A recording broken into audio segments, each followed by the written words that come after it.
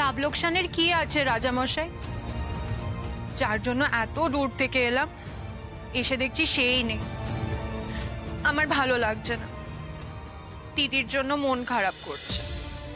আর একটু হলে মণিমল্লিকা সব কথা বেফাস বলে ফেলছিলাম। সুরেন্দ্র, নিজেকে সামলাতে হবে, সামলাতে হবে নিজেকে।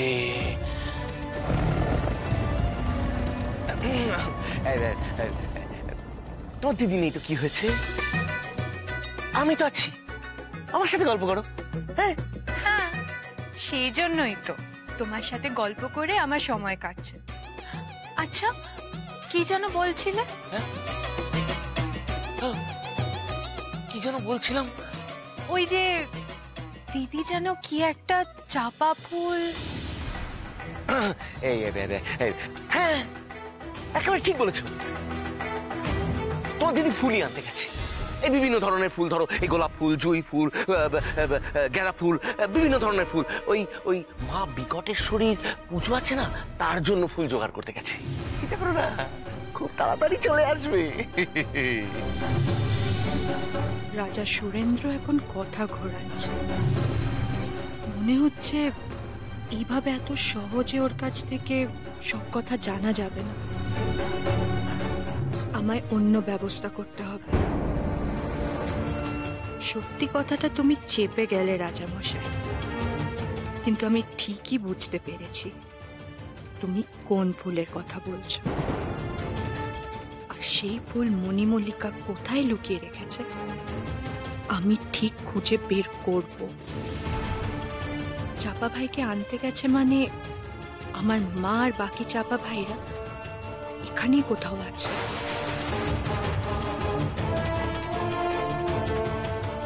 আমার আর ঘরে থাকতে ভালো লাগছে না রাজামশাই, আমি গোটা প্রাসাদটা ঘুরে দেখতে চাই।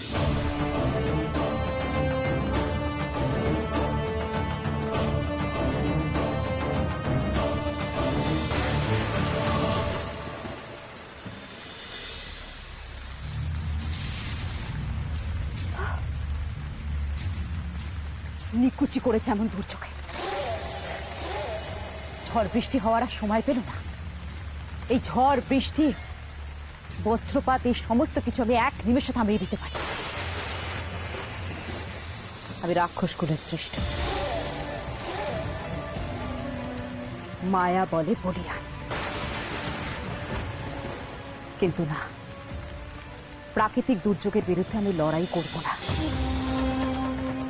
প্রকৃতির বিরুদ্ধে কোন রকম মায়াবল প্রয়োগ করলে শারীরিক পরিশ্রম অনেক বেশি হয়। তাছাড়া এখন আমার প্রাণ সুরক্ষিত নয়। তন্ত্রমাতাও বেঁচে নেই যে আমাকে যে কোনো রকম বিপদ থেকে সাহায্য করবে, সমস্যার সমাধান করে দেবে। না না, তার থেকে বরং এই ভালো, ঝড় বৃষ্টি না থামা পর্যন্ত আমার এখানে কিছুক্ষণ অপেক্ষা করা ভালো। ওঠো রাজামশাই, আমাকে প্রাসাদ ঘুরিয়ে দেখাবে, চলো। বেশ তো অতিথিশালায় বসে সুন্দরী রাজকুমারীর সাথে গপ্প করছিলাম। কি দরকার, কি দরকার এখন এই রাক্ষসী ভরা প্রাসাদে ঘুরে ঘুরে দেখার? যত সব। তুমি এখন ক্লান্ত রাজকুমারী, তোমার বিশ্রামের প্রয়োজন। তুমি এখন বিশ্রাম করো, পরে আমি দায়িত্ব নিয়ে সব জায়গা তোমাকে ঘুরে দেখাবো বলছো। আমি বুঝতে পেরেছি, তুমি শুধু আমাকে এক অতিথি বলেই মনে করো, তাই অতিথিশালার বাইরে আমাকে নিয়ে যেতে চাইছো না। না না না না না রাজকুমারী, তুমি আমাকে ভুল বুঝছো। আমি তোমাকে খুব আপন বলে মনে করি, তুমি আমাকে ভুল বুঝছো। মোটেই না, আমি আর কোনোদিনও কোনো আবদার করব না তোমার কাছে। দিদি ফিরে আসুক, আমি সব বলবো দিদিকে।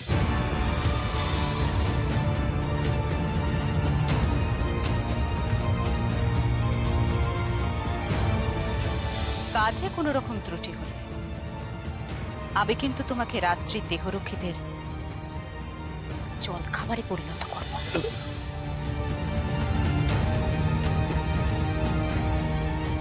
মল্লিকা আমাকে রাজকুমারী রাত্রির দেখাশোনার ভার দিয়ে গেছে। সে যদি ফিরে এসে শোনে যে রাত্রের ইচ্ছা পূরণ আমি করিনি, তাহলে আমাকে আর আস্ত রাখবে না। ওই বাঘ নয়তো কোনো রাক্ষসের খাদ্য হব আমি। রাত্রিকে ছটানো উচিত হবে না কোনো মতেই। রাজকুমারী, তুমি রাগ করো না। আমি তো তোমার ক্লান্তির কথা ভেবেই তোমাকে বিশ্রাম নিতে বলেছিলাম। চল চল চল চল চল, আমি এখনই তোমাকে সমস্ত রাজপ্রাসাদ ঘুরে দেখাচ্ছি। চলো চলো।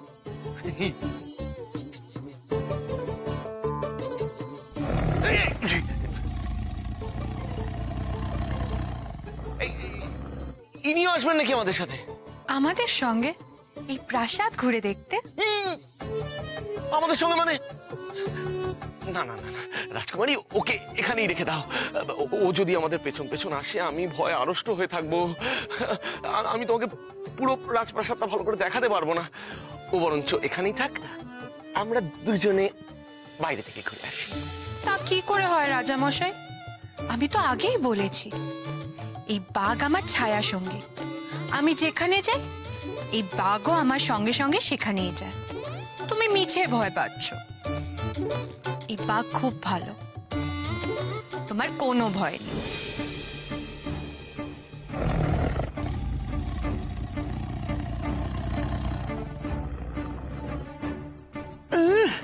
এই বাঘ যে কত ভালো সেটা তো একটু আগেই টের পেয়েছিলাম। আর একটু হলেই তো আমার ঘাড়ে ঝাঁপিয়ে পড়ছিল। কিন্তু এর উপরেও আরেকজন আছেন, তোমার দিদি মণি মল্লিকা। ওরে বাবা, সে হলো সব থেকে ভয়ঙ্কর। তার কাছে তো সবাই চুনুপুটি। বেশ, তুমি যখন চাইছো ও যাক আমাদের সাথে, কিন্তু তুমি কিন্তু ওকে সামলে রেখো। হ্যাঁ চলো।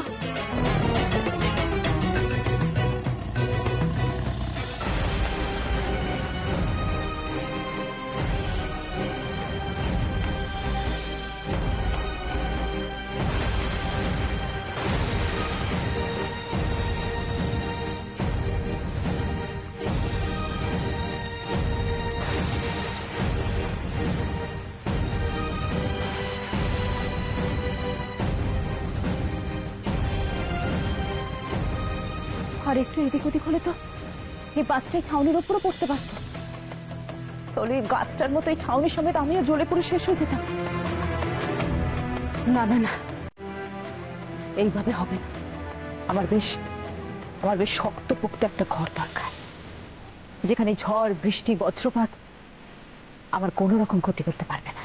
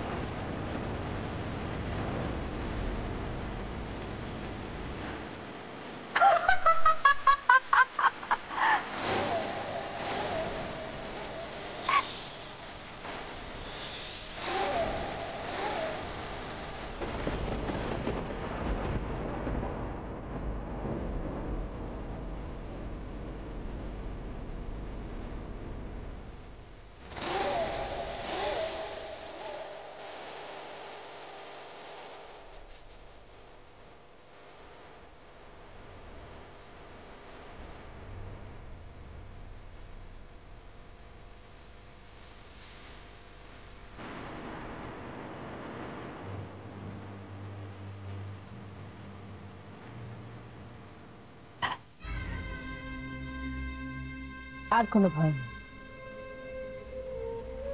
কোন রকম ঝুঁকি না নিয়ে এখানেই অপেক্ষা করা উচিত আমার। প্রাকৃতিক দুর্যোগ আর কতক্ষণই বা চলবে, একটু পরে থেমে যাবে। আর ঠিক তখনই আমি যাব সূর্যনগর।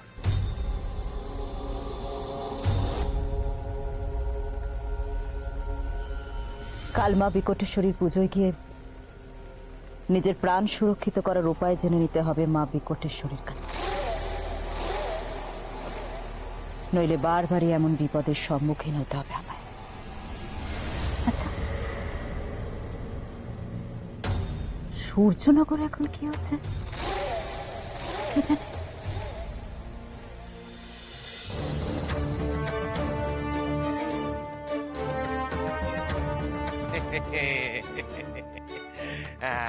এই হলো গিয়ে তোমার দিদি মণিমল্লিকার মহল। সে নিজে ফিরে এসে তোমাকে দেখাবে সবকিছু। হ্যাঁ,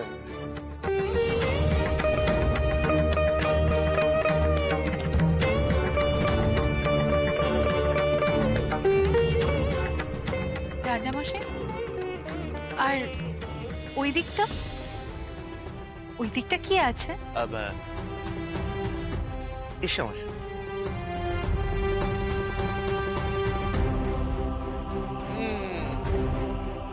আর এই হলো সূর্যনগরের অস্ত্রাগার।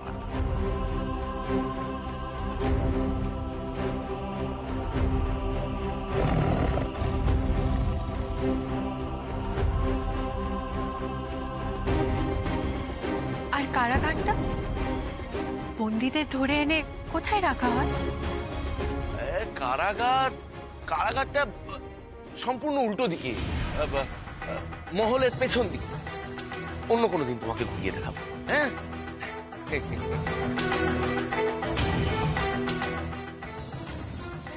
কারাগারটা একবার দেখতে হবে। তবে মনে হয় না মল্লিকা এত কাঁচা কাজ করবে, কিন্তু তাও আমাকে একবার কারাগারটা দেখতেই হবে।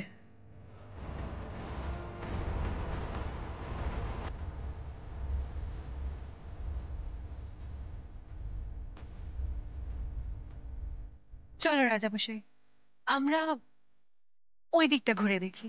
চলো।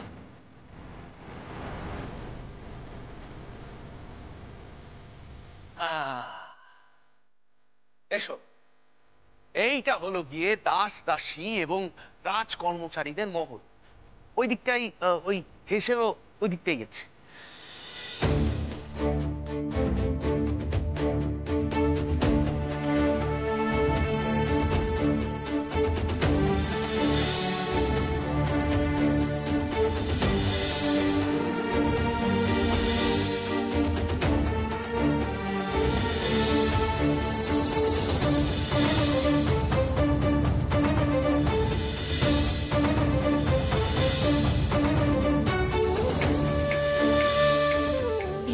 আমি একদিন আশ্রয় পেয়েছিলাম, দিনের পর দিন কাটিয়েছি এখানে।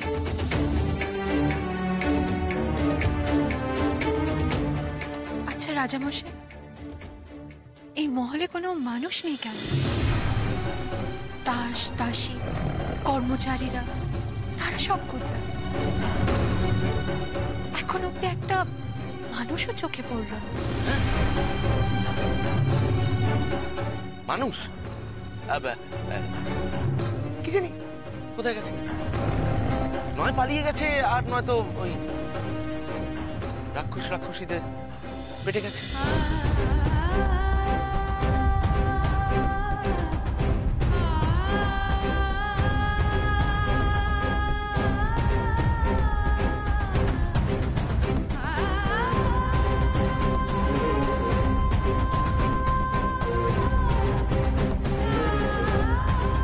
যদি তোমরা বেঁচে থাকো, আমি সবাইকে আবার ফিরিয়ে আনব, এটা আমার প্রতিজ্ঞা।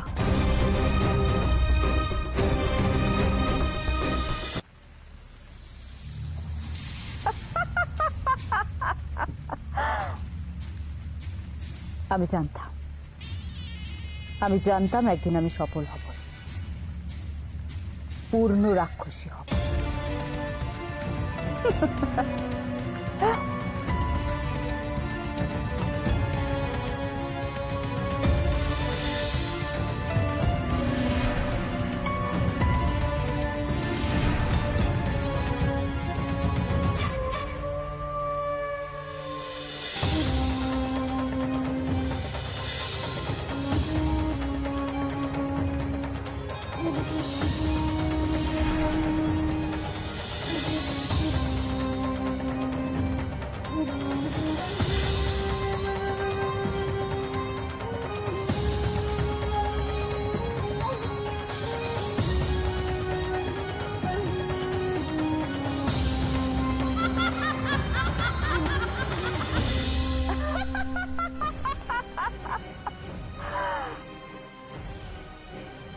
বেচারি পারুল।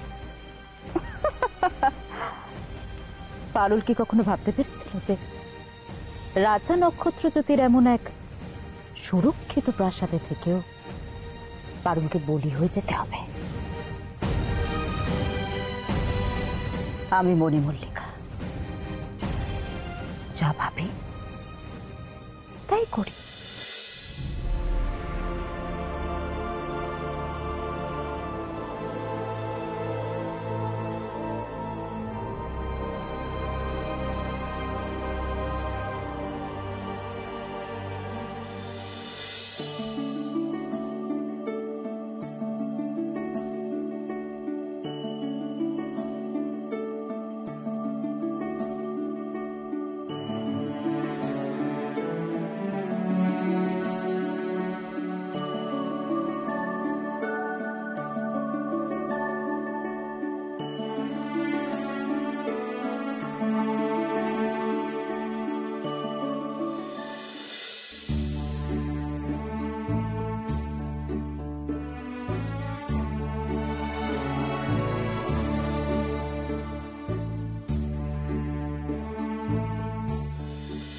বৈশাখী, ফাগুন আর বর্ষা, তোরা এখন থেকে নিঃশব্দে মণিমল্লিকাকে অনুসরণ করবি।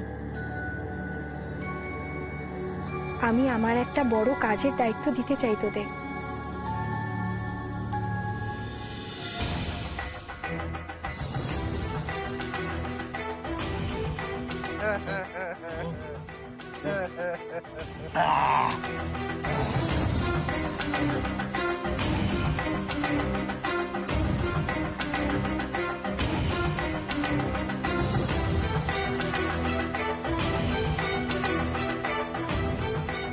এই সূর্যনগরে এখন চারপাশে চরম শান্তি। চোদ্দোর সব নেশাখোরের দল, দিন নেই রাত নেই সবসময় নেশা করে পড়ে আছে, অথচ মণিমল্লিকাকে বলতে যাও উল্টে আমার উপরই চোটপাট করবে। নিজের সঙ্গীদের ব্যাপারে কিচ্ছু শুনবে না। সব একই জাতের না, রাক্ষস কক্ষস।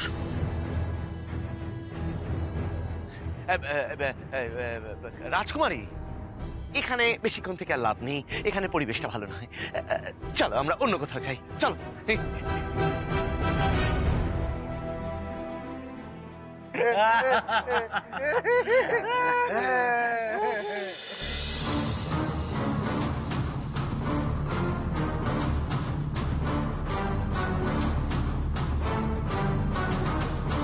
সেনাপতি মশাই, ওই দেখো।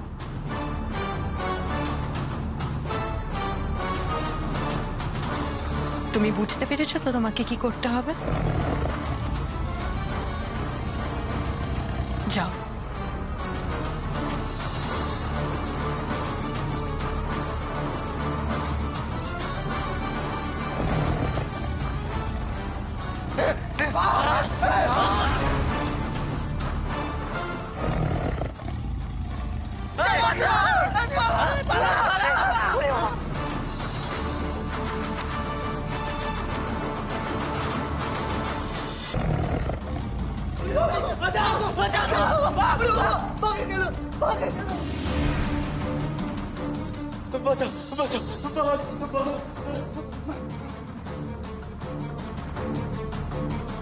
অর্ধেক কাজ সারা, যেভাবেই হোক পারুল যাতে কাজ হাসিল করতে পারে তার জন্য তাকে সাহায্য করতে হবে আমাকে।